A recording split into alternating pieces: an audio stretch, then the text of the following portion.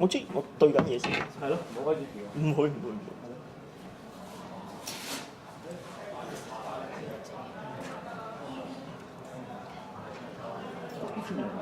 唔知喎，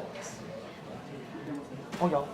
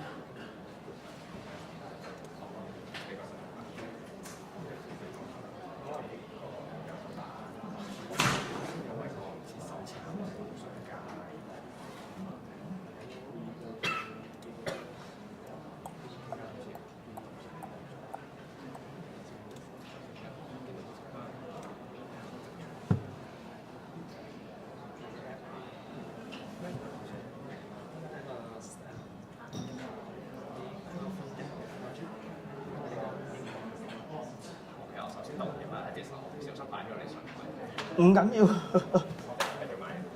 賣我豬仔。我揾唔到第二個嚟賣。得啦，你賣我豬仔得㗎啦。我溝玩嘅。啱㗎啦，你攞過嚟玩都冇所謂。冇嘢好擺嘅，因為佢係佢個 topic 最齊。嚇？係因為你個 topic 最齊，最齊嘅。係啊。哦。有啲人係冇 description， 有啲人冇自我介紹，有啲人唔想。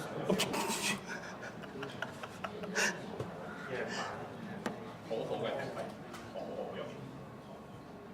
我想這個 template。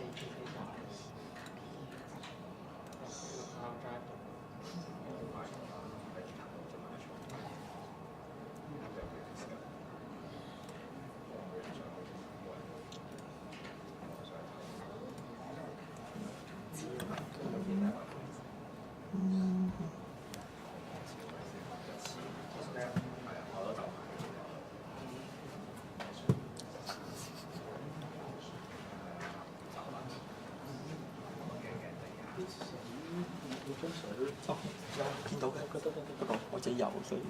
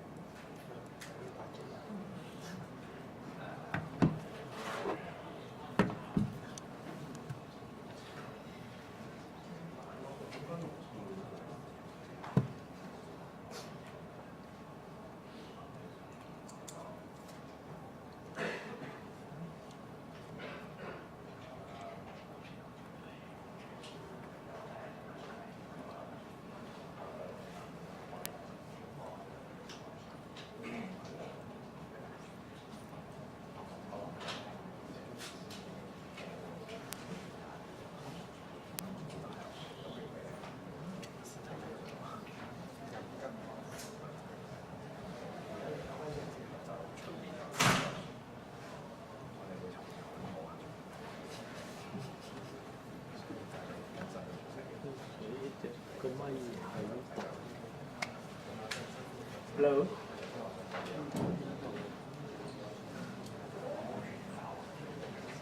Hello. Hi everyone. This is a talk by Edison Wong. Containerized high availability virtual hosting deployment with Kubernetes, Docker, and Ansible. Okay, so yep. Okay. Hello. Okay. So, can I turn it off again? Wait. Wait.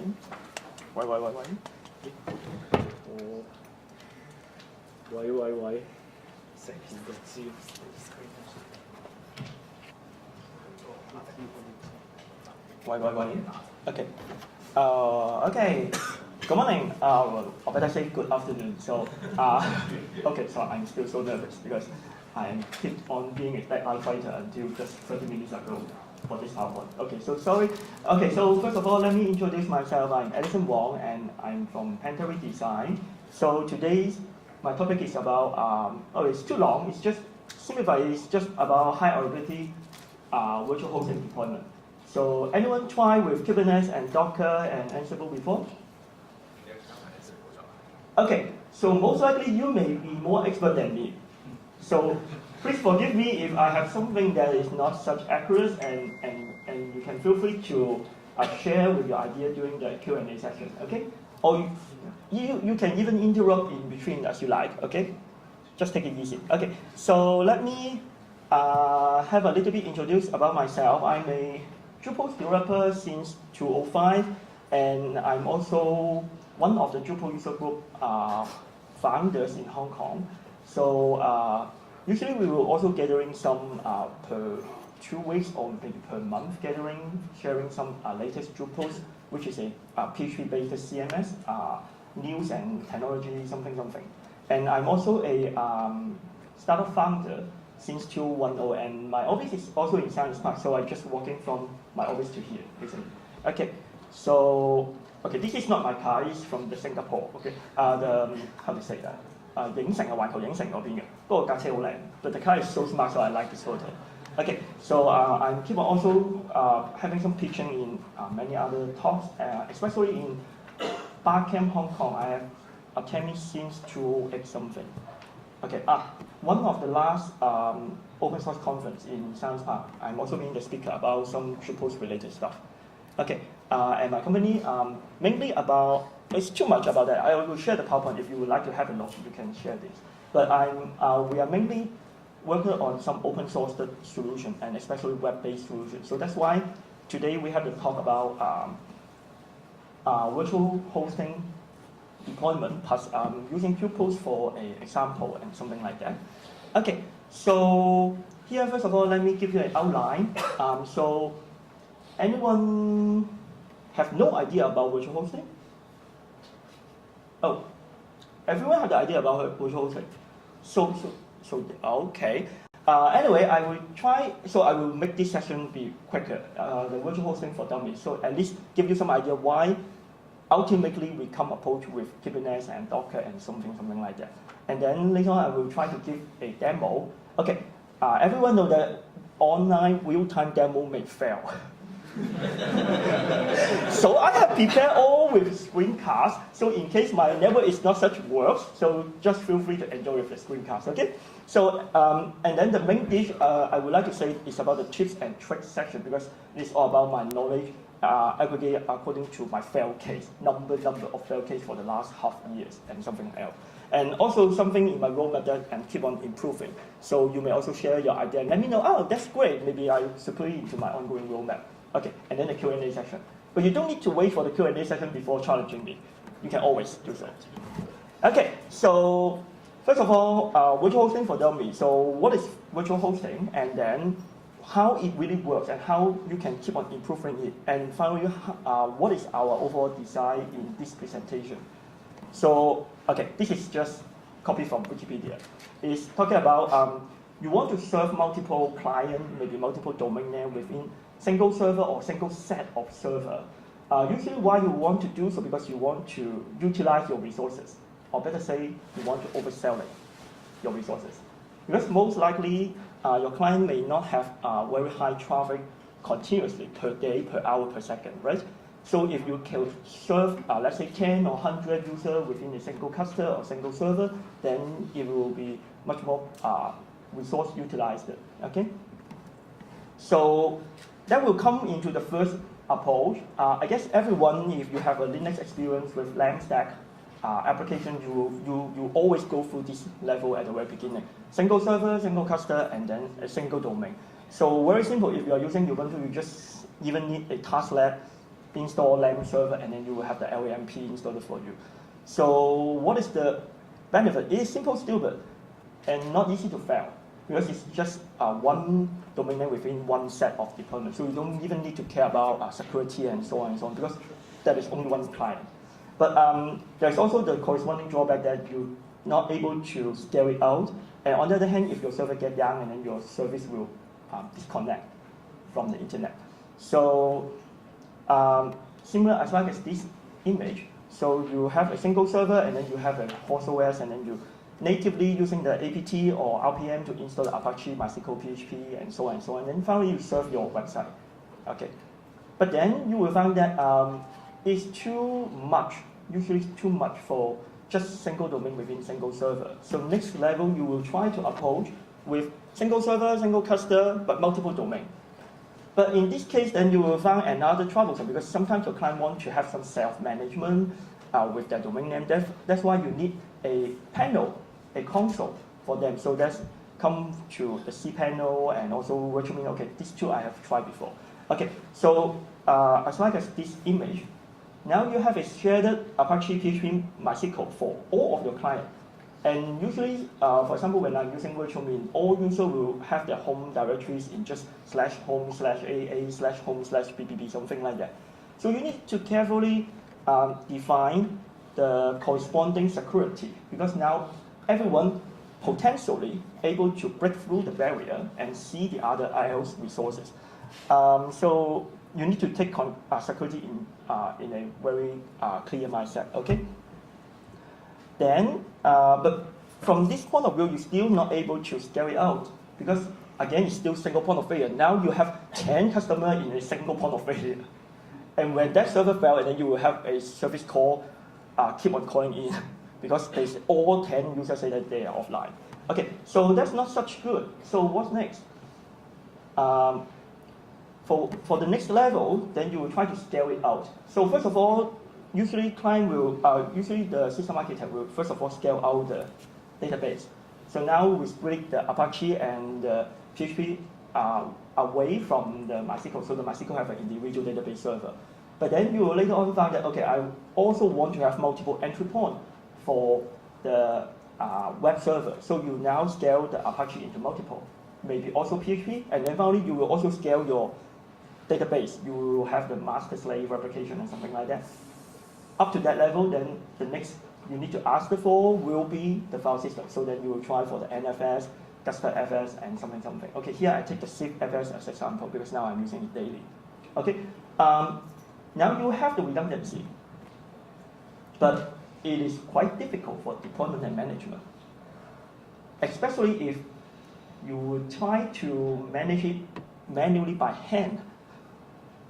It will be worse if there is only 10 servers. You may spend 2 or 3 days to set it up. But what if you suddenly want to scale it out into 100 servers? Oh my God. You will find that is too troublesome. So in this level, you will try some new tools, so-called DevOps. So now there is Chief, there is Puppet, there is Ansible. I would like to say that the first tool is too complicated for me.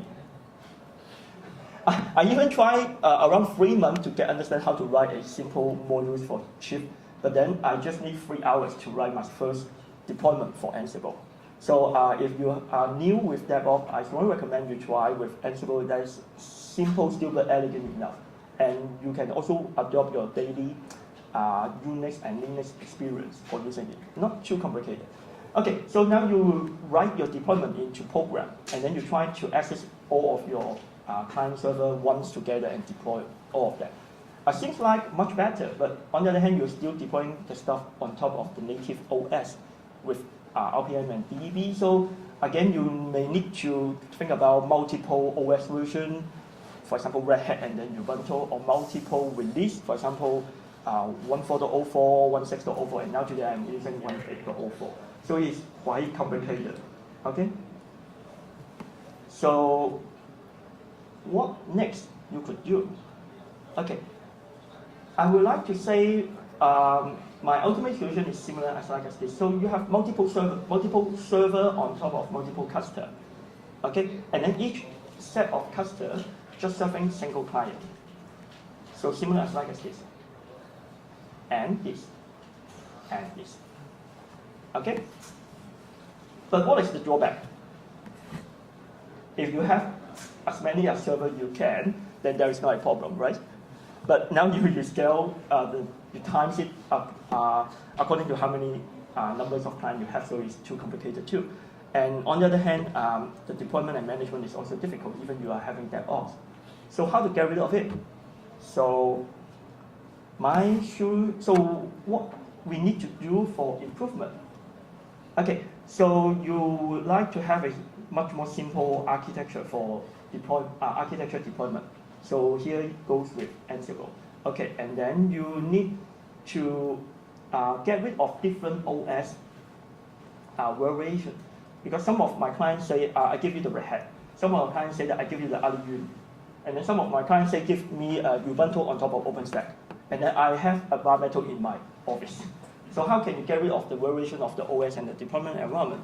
Then in this case, you will have Docker. So you pre-package your stuff into a Docker image, and then pre-test it, and then pre-package it, and so on, and then just pull it and use it.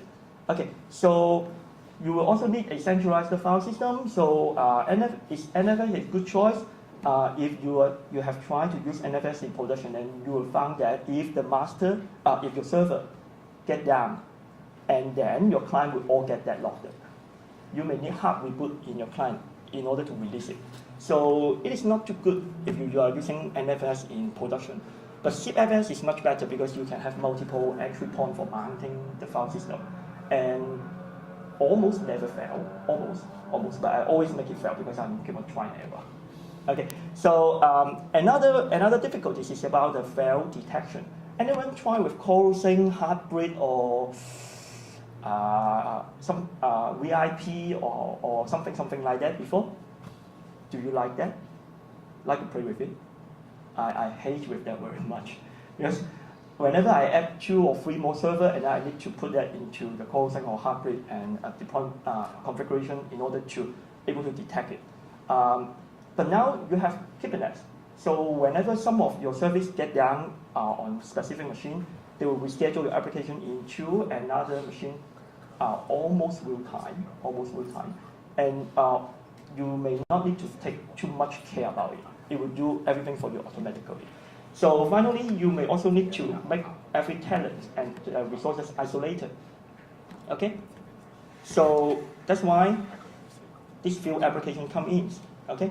Ansible for the deployment management, and then the Docker for the application prepackaging, and then CephFs for centralized storage, and then the one-time lifecycle management by Kubernetes. Okay, so the key difference between the Dockerized application and the VM-based application, you can find that if you are using VM-based, then every time each VM have its guest OS, and it is quite fat and complicated, and you still need to depend on the OS. But if now you are making it in a Dockerized image, and then you just need to take care about the binary and dependency, and it can run in every OS that installed with the Docker engine. Okay, and as like as this. Okay. Also the CephFs, you could see that the OSD is called. You can see the OSD as like as your hard disk. Traditionally, if you are trying to build a storage cluster, you may use a hardware array, but it's still bounded inside your bare metal. So if your bare metal get down, your array card get down, and then you may still get data loss. But with Ceph and the OSD design, they sync every hard disk from every machine as individual component in the cluster. So they use the network to make a software ready for you. So you now no longer have the bare metal barrier for your custom file system. Okay, and then also multiple entry point, multiple mount points, so it's not easy to fail. Okay, so Excuse me. How do you compare the CephFs with the cluster FS? CustoFS is rubbish. I've done many times for it, and CustoFS have a very, very, very poor performance when you have very large amount of small file. And that's always the use case for Drupals, because you have multiple modules, and each module coming with their CSS and JS and something else, and then finally, a Drupal deployment maybe have coming with more than 10,000 small file, and then CustoFS will be very, very poor in performance. But now in CephFs, they have something, later on I will show the tips. They have something called Blue Store. So they even not use XFS as the back end, but they natively have their own file system, file format to access the disk directly. So the performance is much, much, much better. Okay, even there is small or large file, size of file, the performance is still quite good in scaling. Okay, so one more point. Both CustoFS and CephFs are already acquired by Red Hat. But Red Hat seems like promoting CephFs more than Gusta. So they give you the answer. Okay? All right. Okay, so in my design, each tenant will go to an individual namespace in Kubernetes. You can think about the namespace seems like an individual account that you sign up in AWS. So every user have their own environment. They will not interfere with the other client. Okay, and then therefore each namespace have their own PHP, Apache, MySQL. Why I say there is a SSHD? Because with Dockerized application, usually you just running the Apache inside Apache Docker, and then MySQL in MySQL Docker. But usually you still need to do some dirty work for downloading the package or bug fix your source code and something else. That's why usually I have a backdoor for my client, which is a SSHD. Edison, why don't you use the QB execute to enter the Docker? Enter the container, we can. That is my tools. That is not the client's tools. No, you can use the QBEX. I will use that. I will use that. I will use that in my demo. But this is for the one them who have the server admin access. But I want to let my client individually access their own namespace with their own public key, private key. By the way, you can still access the namespace that is on the other. No, that's the elegant part, because each namespace have its own set of multi-master MySQL. They will not cross-talk with the other, not share with the other. You can still access the No, because I have the network policy blocked in between. That's why that is the tip. Yes, that's why that is the tips and the tricks part. Okay, you already give me the hints about that. Okay, so again, all dynamic data go to CephFs. So no matter your website source code or no matter your database data file, all goes to Ceph, and then you back up it once together. Okay, this is my lazy style. Okay. Okay, so maybe I try with a demo out. Okay. Maybe it's not enough time, too much time. Oh. Hello. Okay.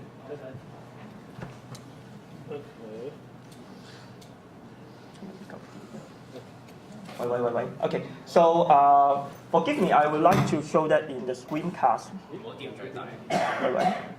I will show that in the screencast because maybe not too enough time for that. Okay, so creating a namespace in Kubernetes is quite simple. As long as we have already created a namespace YML file, so you just simply click Control and then apply the namespace file, then you now have an individual namespace. So as this, for example, I have a namespace file that for my personal blog, which already didn't update for 2 years. Okay, I killed it this morning and I use it as a demo.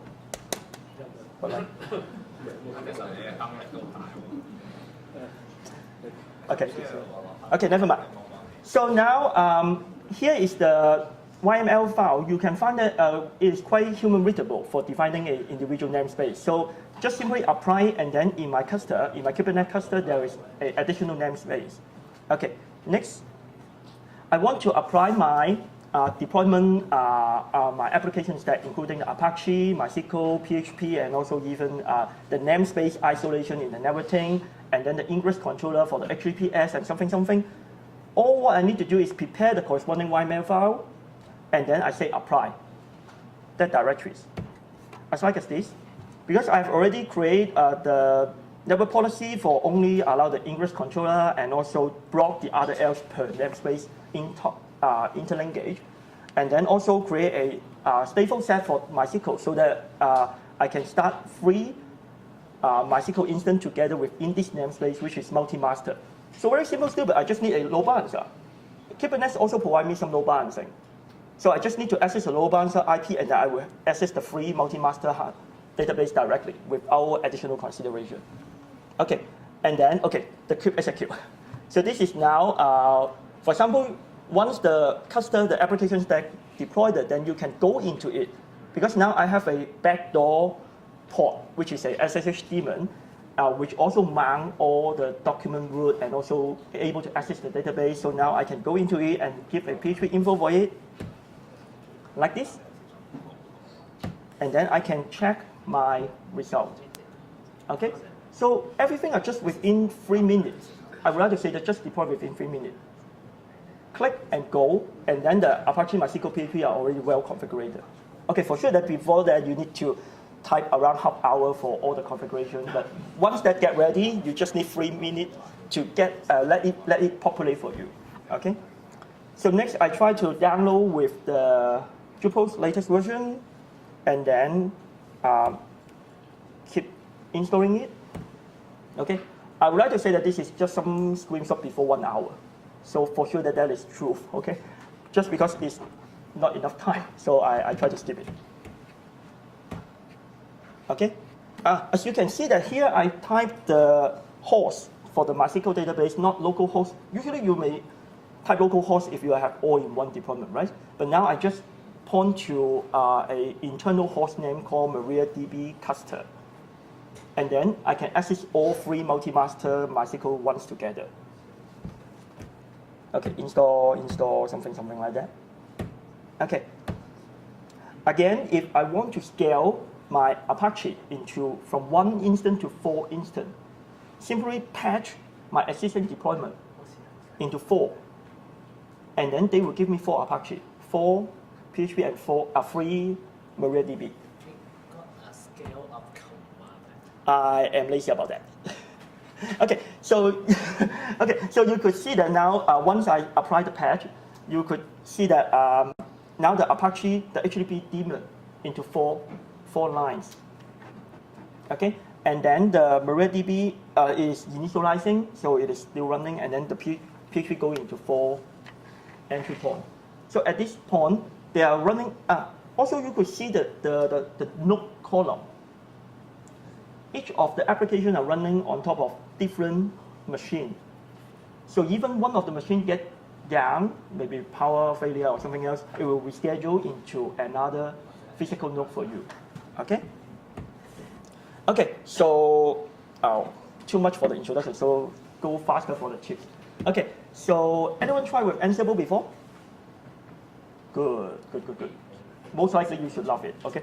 If you keep on using it, you should love it. Because it's quite simple still, but especially as like as the example that I showed to you in the last 3 lines, you may even not need to do too much initialization. You don't need to install a client in your application client in your client machine. What you need to do is just SSH. You make it passwordless, remote SSH login, and then there's everything that you need to pre-populate, okay? And then you don't even need to write a playbook, and then you can instruct the remote machine to do whatever you want as the last 3 lines show to you. On the other hand, most of the application, especially if they are very complicated for deployment, as like as OpenStack or Kubernetes or something like that, they will also provide you a tool for deployment based on Ansible. So you can see there's OpenStack Ansible, there's Cep Ansible, and also kubespray. Those 3 I have been using before. Usually you just need to go into and set the configuration once, and then you could, thank you. Okay, and then you could make your, you could set up your custom maybe within just a coffee break for 30 minutes. All right. Okay. SIP. Let me show you the tips. Okay. There is multiple deployment tools for you to deploy SIP. For example, SIP admin or something else, I don't really remember. SIP Ansible, and one of the deployment style is called Kubernetes plus Helm. Helm is something as like as Node.js npm or Debian's apt or Red Hat RPM something. They package the application for you. Better to say the kitchen of the chef or supermarket or chef. A collection. Okay. Anyway, the key point for this is if you build your SIP on top of your Kubernetes, and then your Kubernetes application using the SIP for permanent storage, precision volume, then you have a chicken or the egg issue. Okay, when that is failed, no matter the Kubernetes fail or the SIP fail, and then you scratch your head, which one should I rescue first? Okay, so I highly recommend you don't make it mixed together. Okay, first of all, prepare your storage, and then prepare your cluster, and then just link it together, soft link it together. Okay, you need not to make everything mixed in a bunch of stuff. Okay. Okay, and then the next is about performance. Okay, and here I would like to say the latest version with the Blue Store backend will be much faster than the file store based. Because previously they used CephFs as the backend, but now they have a specialized partition format for their use case. I give you an example in the performance. For example, if I have an EBS-based hard disk in Aliyun, then with maximum around 110 meg per second, after I build a free hard disk SIP cluster, with CephFs I could achieve around 60 meg to 65 meg something per second. And don't forget that I'm just using some machine that is 2 core and 4 gig memory for building up my CephFs. So it's not too expensive for building up it. And the performance is not too bad too. Okay? This is the general idea. Alright? Okay, next. This is one of the lazy part. Okay, previously I back up my Drupals for my client. That is, I go into the Drupals deployment and then I back the source code in gzip. And then I dump the MySQL into another gzip. Okay? But what if your client have a very big data set? For example, one of my clients may be able to back for more than 15 minutes something, at least more than that. So you may not able to ensure that all of the data in the consistency for your backup in time slot. You get my point? Because the client keep on rewriting the file and the database.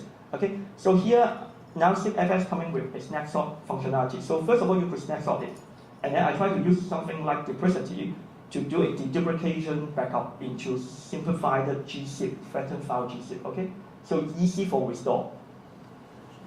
Okay, CephFs snapshot, duplicity. My Ubuntu desktop also by default using duplicity for the backup management. Seems like the type machine in Mac handles. So you could, I strongly recommend you give a look about it.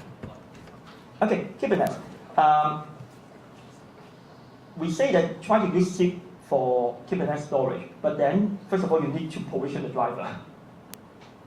So here you have the CephFs provisioner, or maybe later on we could change into SIP CSI, the Containerized storage interface. But anyway, the example goes as like as below 3 lines. I can mount the root for the SSH port so that the client can keep their property parity in a permanent volume, permanent storage, and then maybe the var.html for the source code, and then the database also goes to CephFs. Okay, yesterday someone asked me if you have a client that have 2 high volume transactions, will that be a bottleneck in your file system? I would like to say yes. Yes, because if they have a too high volume traffic, your database may be also too slow about it. But in that case, I guess your client will have their dedicated Kubernetes cluster for their own single domain, rather than sharing it. So that may, again, not a problem. Okay. Okay. This is one of the tricks. By default, each namespace in Kubernetes are able to cross-talk to each other from network. By using the VV network plugin, then you can enable the network policy in Kubernetes, and then you can block other else incoming, and unless something that you allow, so that you set the network much more secure. Okay. Ingress controller. With the ingress controller, you do the reverse proxy and the TLS termination so that you can handle your client HTTPS certificate. I guess nowadays most websites you need to have HTTPS, else the Chrome will prompt you as unsecure, right? But then where you get the certificate, then you can go to Let's Encrypt and get it. And now here you will have the cert-manager, which is another plugin from Kubernetes, which can integrate with the ingress controller and nginx. Okay, so it can get the certificate for you freely. Okay, and then also help you do the automatic renewal. Okay, let me give a very quick scan and skim for the remaining part. Multi-master in Kubernetes. The key difficulties is about how to bootstrap the cluster.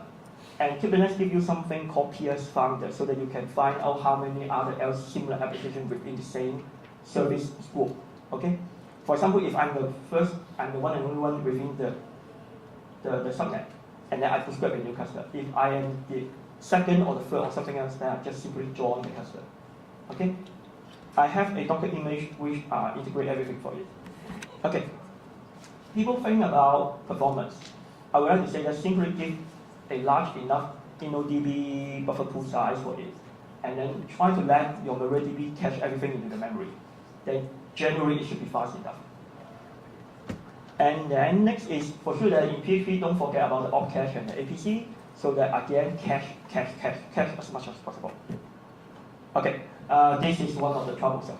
Drupals need a lot of the PHP extension in order to functioning correctly. And then the default official Docker image, PHP Docker image only comes with very little package. So you need to take time about troubleshooting how to make it work. And in my use case, some of my clients using the Drupal 7, which is still PHP 5.6. And some of my clients using the Drupal 8.5, which is now using PHP 7.2 something. So I need to keep different version, different installation and something. Okay, again, hardworking for once, keep on lazy, so I build my Docker image, so you can have a look.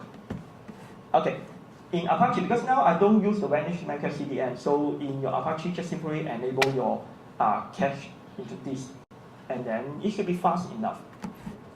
Okay, the final slide. Okay, the ongoing roadmap for me, don't use the CP provisioner, which is old, and now they have the CP CSI. So using the latest provisioning mechanism in Kubernetes. Okay, I didn't handle the logging, the monitoring, alert, and so on yet, because I found that the deployment playbook in Kibana is not such elegant enough. I want to keep contributing about it, but not yet have time. Okay, so finally, you may also manage your client's application in Helium and Chart, so you can prepare your deployment playbook as much as possible, and then just input some variable and parameter and make it work for multiple clients. Okay, sorry. A little bit overrun. Yes. Should be okay. Any questions?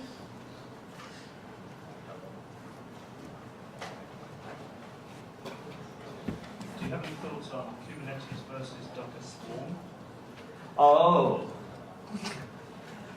I would like to say that if Docker Swarm won, then Dockers need not to support Kubernetes in the Docker EE, right? But now they also support Kubernetes in Docker EE because they know that if they don't support Kubernetes, they will fail. So again, the business decision gives you the answer. Why not Kubernetes? Any other questions?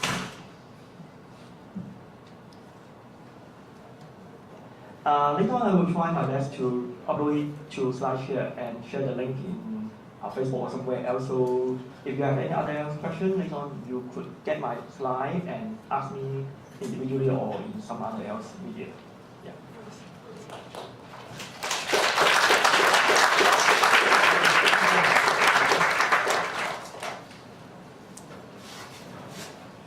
Okay, thank you very much. Thank you. Hmm?